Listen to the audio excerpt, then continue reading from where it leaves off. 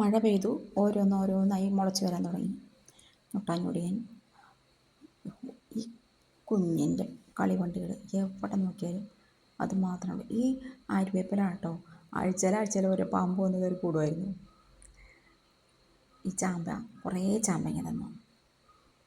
സന്തോഷം ചാമ്പേ.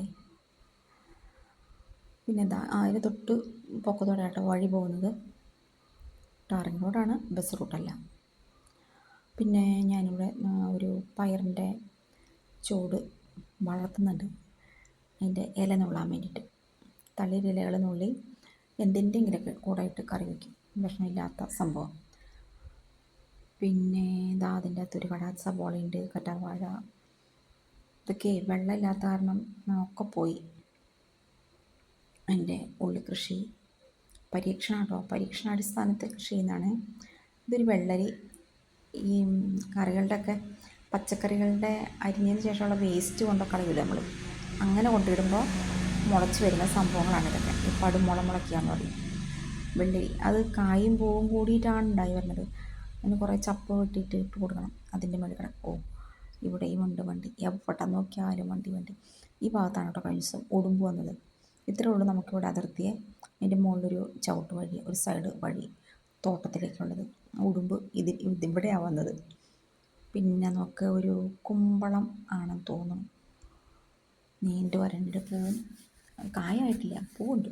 കുറേ പൂവുണ്ട്, കുറേയൊക്കെ കൊഴിഞ്ഞു പോകുന്നുണ്ട്. അതിൻ്റെ ചെറുകിഴങ്ങ്, അതൊക്കെ മഴ പെയ്തപ്പോഴത്തേക്കും തനിയെ മുളച്ച് വരിക. കുറച്ചവിടെ ഞാൻ കൂട്ടിയിട്ടതാണ്. അതുപോലെ തന്നെ മഴ പെയ്തപ്പം തനിയെ ഉണ്ടായി വന്നതാണ് ഈ മത്ത. കായ ഉണ്ടാവട്ടെ. പിന്നെ ഒരു ചെറിയ ഇതുണ്ടോ, ഇങ്ങനെ കൊണ്ടിടുന്ന വേസ്റ്റിൽ നിന്നാണ് നമുക്ക് മുളച്ച് വരുന്നത്. എൻ്റെ ചീര 2 ചക്കന് ഓടിച്ച് കളഞ്ഞു. എന്ത് ചെയ്യാൻ പറ്റും. ഒരു ചെറിയ ചീര കൃഷി, ഒരു തോരൻ വയ്ക്കാനുണ്ടാവും. പിന്നെ എൻ്റെ കറിവേപ്പ് കാണുമ്പോൾ എനിക്ക് ഭയങ്കര സന്തോഷം. നല്ല കൊച്ചു മിടിക്കായിട്ട് വളർന്നു വരുന്നുണ്ട്.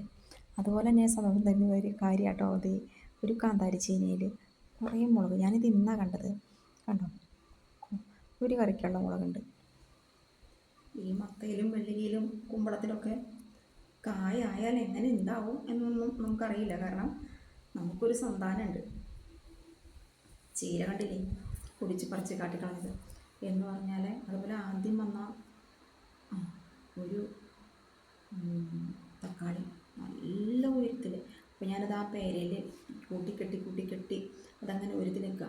അതിൻ്റെ ഫസ്റ്റ് കാ വരുമ്പോൾ തന്നെ നമുക്കറിയാം കേട്ടോ, അതൊരു വലിയ പുറത്തിറങ്ങിയപ്പോൾ കൊതി തോന്നും.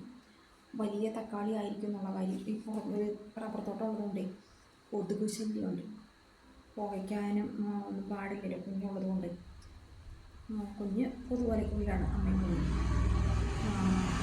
അപ്പോൾ ഏകദേശം ഒരു വലിയ ചെറുനാരങ്ങയുടെ അത്രയായി. അപ്പോഴും അത് ഒന്നും ആയിട്ടില്ല, അതിൻ്റെ വളർച്ച ഒന്നും ആയിട്ടില്ല. അപ്പോൾ അത് വലിയതായിട്ട് വരും. ഒരു കൈക്കകത്തൊക്കെ ഒതുങ്ങുന്ന രീതിയിൽ അത്ര വലിയ വെണ്ടയ്ക്കല്ല തക്കാളി ആയിട്ട് വരും. അതിങ്ങനെ കാത്ത് ഞാനിങ്ങനെ നോക്കിയിരിക്കുമ്പോൾ ഒരു ദിവസം ഞാൻ ആ മുറ്റത്ത് നിൽക്കുമ്പോൾ തന്നെ ഞാൻ കണ്ടില്ല, ഇവനത് പറിച്ച് എൻ്റെ കയ്യിൽ കൊടുത്തു.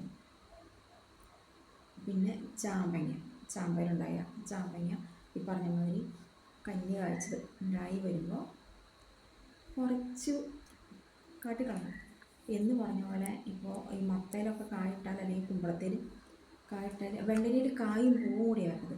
കായുടെ അറ്റത്താണ് ഒരു പൂവ്.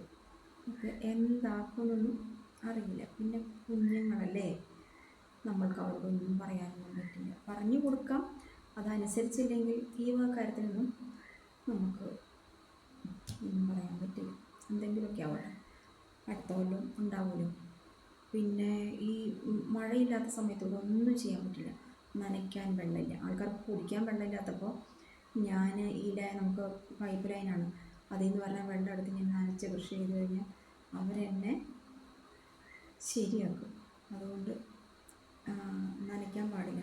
നനച്ച് കണ്ട വെള്ളത്തിൻ്റെ കമ്മിറ്റിക്കാരുടെ അടുത്തേക്ക് പരാതി എത്തും. ഇതാ അംഗൻവാടി ടീച്ചർ വെള്ളം വീട്ടാവശ്യത്തിനല്ല കൃഷി ചെയ്യാനായിട്ടാണ് കേട്ടോ വെള്ളം ഉപയോഗിക്കുന്നതെന്ന് പറഞ്ഞാൽ കഴിഞ്ഞത്. അത് കാരണം ഞാൻ ആദ്യമൊക്കെ ഇങ്ങനെ പാത്രം കഴുകുന്ന വെള്ളമൊക്കെ ശേഖരിച്ച് കൊണ്ടുപോയി ഒഴിക്കും. പിന്നെ അതൊക്കെ കുടുംബത്തിൽ വെറുതെ ഇരിക്കുന്ന വീട്ടമ്മമാർക്കൊക്കെ പറ്റുള്ളൂ. തിരക്കിട്ട് ഓടി നടക്കുന്ന ആൾക്കാർക്ക് അതിനൊന്നും നേരം ഉണ്ടാവില്ല. അങ്ങനെ ആ പരിപാടി നടത്തി. ഇപ്പോൾ എനിക്ക് മഴ പെയ്യുന്നു. ഇപ്പോൾ ഒരു മഴക്കാലമാണ്. എന്തെങ്കിലും കായൊക്കെ ഉണ്ടാവും എന്ന് ഒരു ഒരു ഒരു എന്താ പറയുക പ്രതീക്ഷ. അപ്പോൾ ആവട്ടെ. അതുപോലെ നമ്മൾ ഈ സ്ഥലം വാങ്ങണ സമയത്ത് തന്നെ എവിടെയെങ്കിലും മുക്കും പോലെ നോക്കിയിട്ട് ഒരു കറിവേപ്പ് വെച്ച് ഒപ്പിച്ചാൽ തോന്നിയില്ല.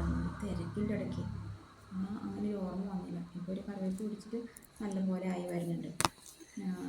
അംബിക കൊണ്ട് തന്നത് ആ തൈ അത് ആയി വരുന്നുണ്ട്. എന്തായാലും ഒരു 1-2 കൊല്ലത്തേക്ക് നമ്മളതിന്ന് അതിൻ്റെ ഇല ഇടർത്തില്ല. അതങ്ങനെ നിൽക്കട്ടെ.